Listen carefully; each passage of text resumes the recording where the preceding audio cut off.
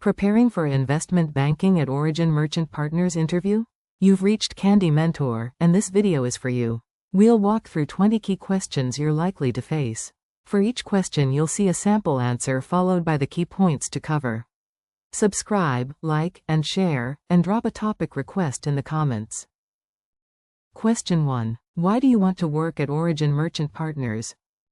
I am attracted to Origin because it combines independent advice with meaningful exposure to Canadian middle-market transactions.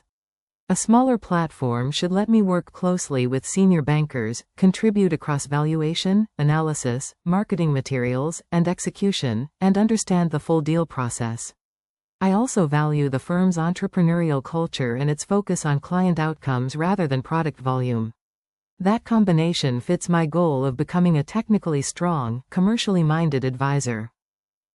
While answering, focus on Origin's independent advisory model, entrepreneurial culture, Canadian middle market exposure, lean deal teams, and how its transaction experience matches your interests and development goals. Question 2. Walk me through your resume and explain why investment banking is the right fit. My background has consistently combined analytical work with situations requiring judgment and communication. Through coursework and prior experience, I developed comfort with financial statements, valuation, and presenting conclusions clearly. Investment banking is the right fit because it applies those skills to consequential business decisions while demanding teamwork and urgency. I am especially motivated by transaction work, understanding a company, identifying strategic alternatives, and helping management execute an important outcome under demanding deadlines. Make sure to cover a coherent career narrative, relevant analytical and client-facing experiences, evidence of stamina, and a clear connection between your past choices and advisory work. Question 3. What differentiates Origin Merchant Partners from a large investment bank? The key difference is the operating model. Origin can provide independent advice without the conflicts or product-driven priorities that may exist at a universal bank, while a lean team can give junior professionals more direct exposure to senior decision-makers and clients. A large bank may offer broader global resources, but Origin's model can create deeper ownership of each assignment. I would expect higher responsibility earlier, which is demanding but valuable for building judgment. In your answer, talk about independence, senior-level access, focused sector and transaction expertise, fewer organizational layers, and the trade-off between broader resources and greater individual responsibility. Question 4. What does an investment bank do for a corporate client? An investment bank helps a client make and execute major capital or strategic decisions. In an M&A sale, that includes assessing alternatives, preparing valuation materials, identifying qualified buyers, managing diligence and competing bids, and negotiating terms. In a financing, the bank helps determine the appropriate structure, market the opportunity, and coordinate investors. The advisor adds value through technical analysis, process discipline, market access, and objective judgment when decisions become complex. Be sure to mention strategic advice, valuation, buyer or investor identification, process management, negotiation support, financing alternatives, and the importance of protecting the client's objectives throughout execution. Question 5. Walk me through a sell-side M&A process. A sell-side process begins with understanding the client's objectives, preparing financial analysis and marketing materials, and building a buyer list. After contacting selected parties under confidentiality agreements, the advisor collects indications of interest and narrows the field. Management presentations and diligence follow, leading to final bids.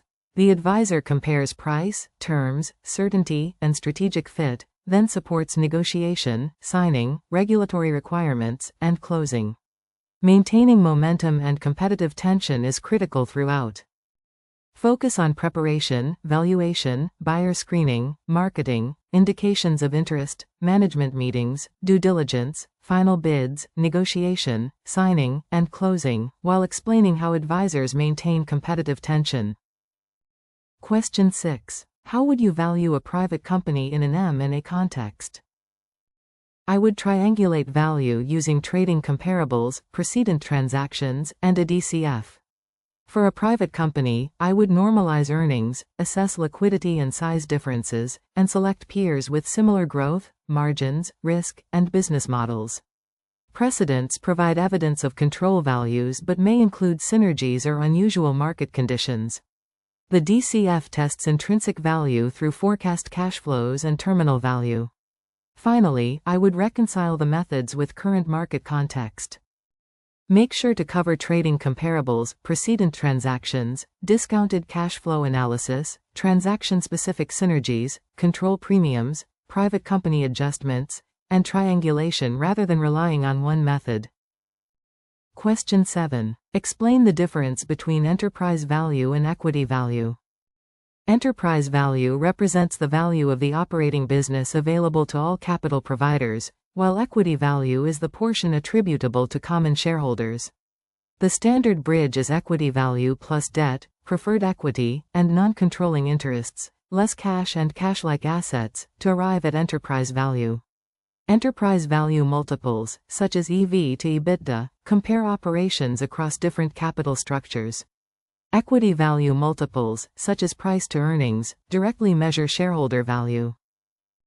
In your answer, distinguish value attributable to all capital providers from value attributable to shareholders, explain debt and cash adjustments, and connect the distinction to valuation multiples and transaction consideration. Question 8. Walk me through a discounted cash flow valuation. I would forecast unlevered free cash flow using operating performance, taxes, capital expenditures, working capital, and reinvestment needs. I would discount those cash flows at WACC and calculate terminal value using either a perpetuity growth method or an exit multiple. The present value of forecast cash flows plus terminal value gives enterprise value. I would then subtract net debt to reach equity value and test assumptions through sensitivity tables around WACC and growth. Be sure to mention unlevered free cash flow, forecast period, WACC, terminal value, present value, sensitivity analysis, and the distinction between enterprise value and equity value. Question 9. How do you calculate unlevered free cash flow from EBITDA? Starting with EBITDA, I subtract cash taxes calculated on EBIT, because interest expense should not affect unlevered cash flow. I then subtract capital expenditures and increases in net working capital, and add back non-cash charges such as depreciation through the EBIT to cash flow bridge. The result represents cash generated for both debt and equity holders before financing decisions. Because it is unlevered, I discount it using WACC rather than the cost of equity. Focus on taxes on EBIT, non-cash charges, capital expenditures, changes in net working capital, and why unlevered cash flow is discounted at WACC rather than an equity discount rate. Question 10. What makes a good comparable company for valuation purposes? A strong comparable resembles the target economically, not merely by industry label. I would compare products, customers, revenue model, geography, growth, margins, capital intensity, size, and risk profile. I would prefer several relevant peers over one superficially similar company and investigate outliers before using their multiples. If the target is smaller or growing faster, I would reflect those differences in interpretation rather than mechanically applying a median multiple. In your answer, discuss business model, industry, customers, geography, growth, margins, size, risk, capital intensity, and the need to adjust judgmentally rather than select peers mechanically. Question 11. How would you assess whether an acquisition is accretive or dilutive? I would build pro forma earnings by combining the buyer's and target's earnings, then adjust for financing costs, taxes, purchase accounting amortization, and achievable synergies. If stock is issued, I would increase the share count. If debt is used, I would include incremental interest expense. Pro forma EPS divided by the buyer's standalone EPS determines accretion or dilution. I would also test timing, because a transaction may be dilutive initially but accretive after synergies. Make sure to cover pro forma earnings per share, purchase price, financing mix, synergies, incremental interest, new shares, amortization, taxes, and the timing of accretion or dilution. Question 12. What is the difference between a strategic buyer and a financial buyer? A strategic buyer typically acquires a company to gain synergies, such as cost savings, cross-selling, scale, or technology, and may therefore justify a higher price.